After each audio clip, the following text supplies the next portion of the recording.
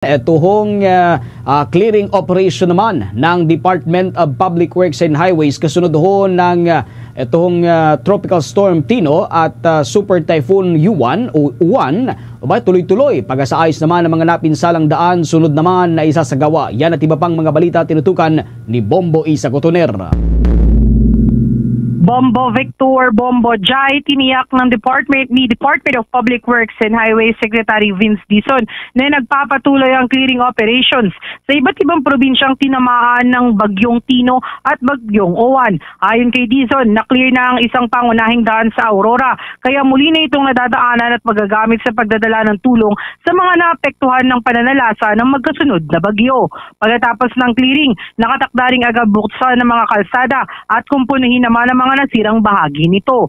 Idinagdag pa ng kalihim na 24/7 ang operasyon ng Department of Public Works and Highways upang mapabilis na maibalik sa normal ang mga daan sa mga lugar na sinalanta ng magkasunod na Bagyong Tino at Bagyong Uwan.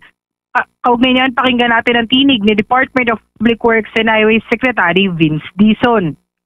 Tuloy-tuloy tayo sa clearing, tuloy-tuloy tayo sa pag-reopen at after ng clearing natin, yung pagpapaayos naman natin. So pupunta ako ng Aurora sa Friday para personally kung titignan yung yung assessment na ginagawa ng engineers natin ngayon para mabilis nating maayos yung tinamaan ng storm surge sa Dipaculaw Road. Pero partially open na siya as of this morning.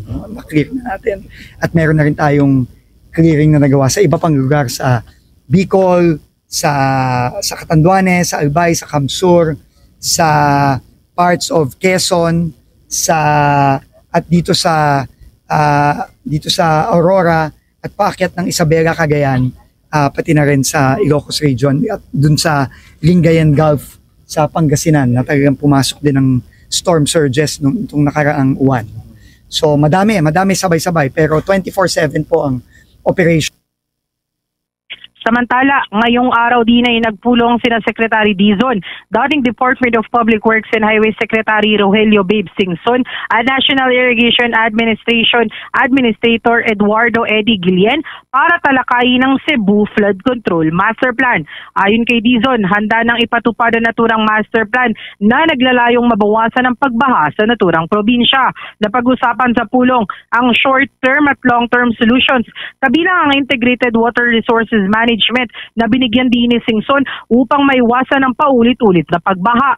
Nakikipagtulungan din ang DPWH sa National Irrigation Administration upang maisama sa plano ang irrigation systems na makatutulong lalo na sa mga magsasaka. Nakatakda ang pagpapatupad ng naturang master plan sa susunod na linggo sa Cebu. Kaugnay niyan, pakinggan natin muli ang tinig ni Department of Public Works and Highways Secretary Vince Dizon.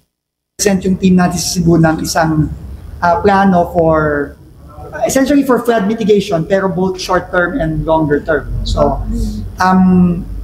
unang-una kinuha natin yung guidance ni Sec Babes kasi mas kabisado ni Sec Babes yung mga master plans from the previous administrations. So ang sabi nga ni Sec Babes, nandiyan na yung mga plano, kailangan na lang i-implement. Sadly, hindi na-implement ng tama. No? So ang commitment namin, inutusan na rin ako ng Pangulo, konsultahin si Sec Babes para ma-implement na natin lahat ng mga nasa loob na ng plano. Wala nang kailangan pang planuhin, wala nang kailangan pag-aralin kasi nandun na sa plano. So meron ng plano, we will be announcing this plan for Cebu next week in Cebu. Mula sa lungsod ng Maynila, ito si Bombo Isa Cotoner and this is Bombo Radio Philippines, the #1 and most trusted source of news and information. Basta Radio Bombo. For the most trusted source of news and information, visit our website at www.bomboradio.com. Follow us on Bombo Radio mobile app, Facebook, YouTube, TikTok, and X, formerly Twitter. Like, share, and stay connected. Anytime, anywhere.